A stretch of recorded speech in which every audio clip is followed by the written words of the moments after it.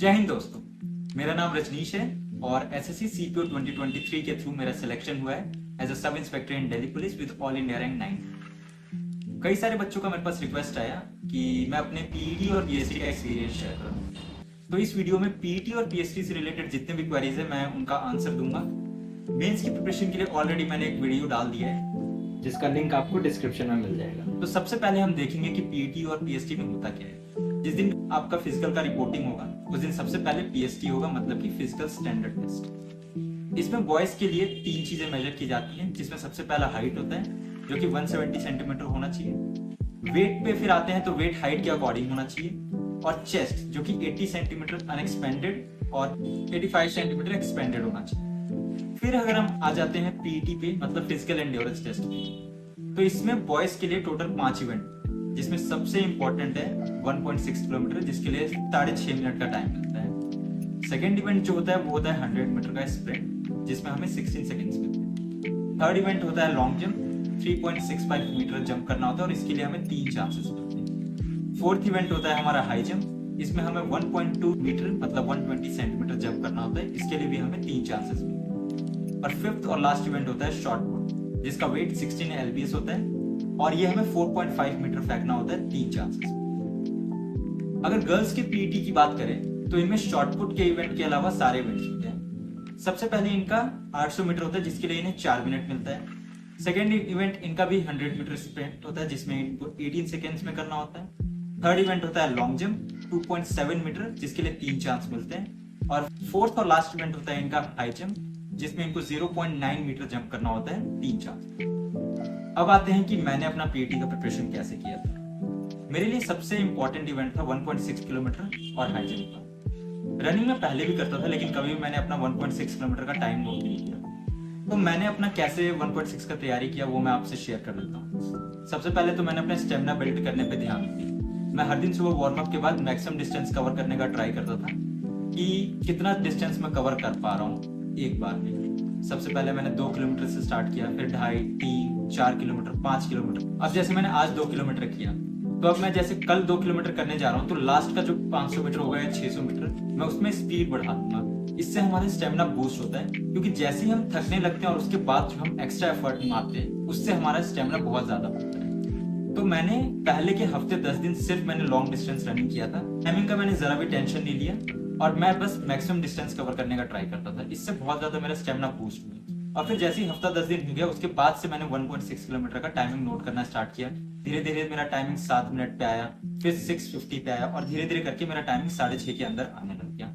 और एग्जैक्टली अगर बताऊं तो प्री के बाद मुझे 40-45 डेज का टाइम मिला था, जिसमें मैंने अपना रनिंग और हाई जंप का प्रैक्टिस किया था। अब आ जाते हैं कि हाई जंप की प्रैक्टिस कैसे करें। मैं सजेस्ट करूंगा कि आप अपने फ्रेंड्स के साथ या ग्रुप में प्रैक्टिस करो, क्योंकि इसमें क्या होता है कि 2 बच्चों ने रोप पकड़ लिया जहां पे आप प्रैक्टिस कर रहे हो, और वहां पे आप जितना भी हाई जंप का प्रैक्टिस करना चाहते हो वो कर सकते हो। और अगर हाई जंप का प्रैक्टिस नहीं हो पा रहा है तो मैं आपको सजेस्ट करूंगा कि आप एकेडमी ज्वाइन कर लो। वहां पे इक्विपमेंट मिल जाएगा आपको हाई जंप का, और वहां पर आराम से प्रैक्टिस भी कर पाओगे। 1.6 किलोमीटर और हाई जंप पे मैं इसलिए इतना फोकस कर रहा हूँ क्योंकि सबसे ज्यादा जो बच्चे आउट होते हैं वो इन्हीं 2 इवेंट्स में है।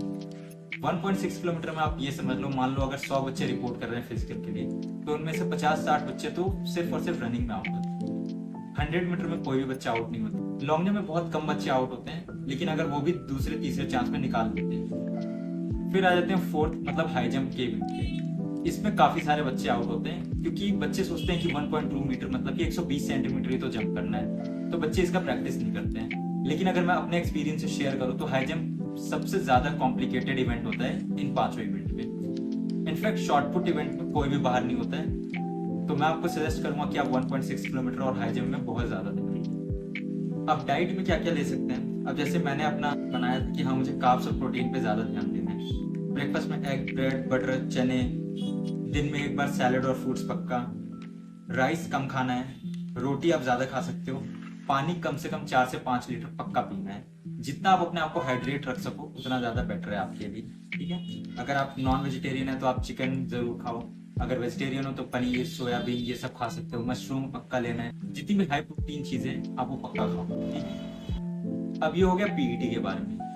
लेकिन अब 2-3 बच्चों का मेरे पास मैसेज आया कि भैया मैंने ना एकेडमी ज्वाइन कर ली है, लेकिन अब एकेडमी में इतनी ज्यादा रनिंग करा दे रहे हैं कि दिन भर फिर थकान फील होता है और फिर पढ़ाई में मन नहीं लगता। ये बहुत ज़रूरी है कि आप बहुत ही एफिशिएंसी के साथ अपना पीटी का तैयारी करो। आपको कोई नहीं बोल रहा है कि आप जाके 5-5, 10-10 किलोमीटर हर दिन का रनिंग करो, नहीं, इसकी ज़रूरत नहीं है। अगर आप रेगुलर बेसिस पे सिर्फ रनिंग कर रहे हो तो वो आपको 1.6 किलोमीटर 6.5 मिनट में करने के लिए इनफ होगा। और अगर आप एकेडमी ज्वाइन करते हो तो उन चीज़ों के लिए करो सिर्फ जो आप अकेले नहीं कर सकते। अगर ग्रुप में कोई प्रैक्टिस कर रहा है तब तो वो आराम से हो जाएगा, लेकिन बहुत सारे बच्चे अकेले प्रैक्टिस करते हैं और उनके पास हाई जंप का इक्विपमेंट ना हो, तब मैं उन्हें बोलूंगा कि सिर्फ एकेडमी हाई जंप के लिए ज्वाइन करना।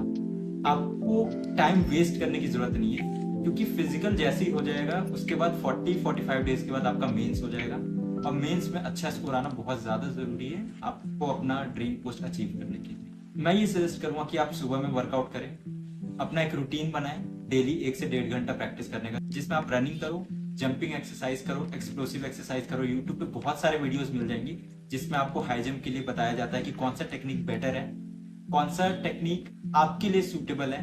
आप वो तरीका देखो, आप अपने ऊपर ट्राई करो कि आपको किस तरह से रिजल्ट आ रहा है। अब आ जाते हैं नेक्स्ट पॉइंट पे। बहुत सारे बच्चे अपना जीडी के फिजिकल के लिए भी तैयारी कर रहे हैं। अब जीडी का फिजिकल ऐसा है, उसमें सिर्फ 5 किलोमीटर रनिंग होती है जिसमें 24 मिनट्स मिलता है, और सीपीओ से पहले मैंने एसएससी जीडी का भी फिजिकल क्वालिफाई किया हुआ है। जिस तरह मैंने आपको बताया कि सीपीओ के फिजिकल के लिए मैंने अपना प्रिपरेशन किया था, इसी तरह मैंने अपना जीडी में भी तैयारी किया था। तो एसएससी जीडी वाले बच्चों को भी मैं यही सजेस्ट करूंगा कि आप मैक्सिमम डिस्टेंस पे फोकस करो। टाइमिंग आप बाद में नोट करना स्टार्ट करना, जब आपको लगे कि हाँ स्टेमिना बिल्ड हो चुका है तब आप टाइमिंग नोट करो, और उसके बाद धीरे धीरे अपना डिस्टेंस और स्पीड धीरे धीरे बढ़ाना स्टार्ट करना। इससे आपको पक्का रिजल्ट मिलेगा। अगला जो पॉइंट था वो ये है कि कुछ बच्चे पूछ रहे थे कि इस बार कितने बच्चों को फिजिकल के लिए बुलाएंगे। अगर लास्ट 3 साल का डेटा देखा जाए तो एसएससी सीपीओ में 15 to 16 टाइम्स बच्चों को बुलाया जाता है फिजिकल के लिए। 2022 का देखा जाए तो उस टाइम भी 15 to 16 टाइम्स बुलाया था। 2023 में देखा जाए तो उस टाइम वैकेंसी कम था, इसीलिए ज्यादा बच्चों को बुलाया। अगर इसी ट्रेंड पे देखें तो 2024 में भी एटलीस्ट 15 टाइम्स पक्का बच्चे बुलाएंगे। तो अगर 4000 से ज्यादा वैकेंसी है तो आप एक्सपेक्ट कर सकते हो कि 16,000 बच्चों को पक्का ये लोग बुलाएंगे फिजिकल के लिए। जिन भी बच्चों का 115-120 मार्क्स के पर ड्रॉ बन रहा है, ये मैं यूआर की बात कर रहा हूँ, आप फिजिकल की तैयारी पक्का करो, क्योंकि लिस्ट में आपका नाम पक्का है। सेम वैसे ही अदर कैटेगरी जैसे ओबीसी है, तो अगर उनका 110 के आसपास भी बन रहा है तब भी आप फिजिकल की तैयारी करो। एससी एसटी को मैं सजेस्ट करूंगा कि आपके 95-100 भी बन रहे तो भी आप फिजिकल की तैयारी करो, क्योंकि ऐसा ना हो कि जिस दिन आपका प्री का रिजल्ट आए और आप अपना नाम देखो और फिर आपको लगेगा कि अरे कि मैंने प्रैक्टिस ही नहीं किया, तो अब कैसे होगा। तो सीपीओ बहुत ही एक अच्छा अपॉर्चुनिटी है बहुत अच्छे ग्रेड पे का जॉब लेने के लिए, और जिसके भी मार्क्स इतने बन रहे हैं अपने अपने कैटेगरीज में या इससे ऊपर, वो सब अपना प्रिपरेशन अभी से स्टार्ट कर दो। ज्यादा टाइम नहीं है, मुश्किल से 40-45 डेज के अंदर आपका पक्का फिजिकल कंडक्ट करवा दिया जाएगा। आई थिंक जितने भी पॉइंट्स मुझे आज कवर करने थे मैंने आपको बता दिए हैं। अगले वीडियो में मैं सीपीओ 2025 के एस्पिरेंट्स के लिए लास्ट 3 साल के सीपीओ के टाइमलाइन को डिस्कस करूंगा, जिसमें मैं बताऊंगा कि किस टाइम पे नोटिफिकेशन आया था, कब प्री हुआ, कब प्री का रिजल्ट आया, फिर फिजिकल कब कंडक्ट कराया गया, कब मेंस कंडक्ट कराया गया, कब मेडिकल हुआ, और लास्ट में कब उनका मेरिट लिस्ट आउट हुआ।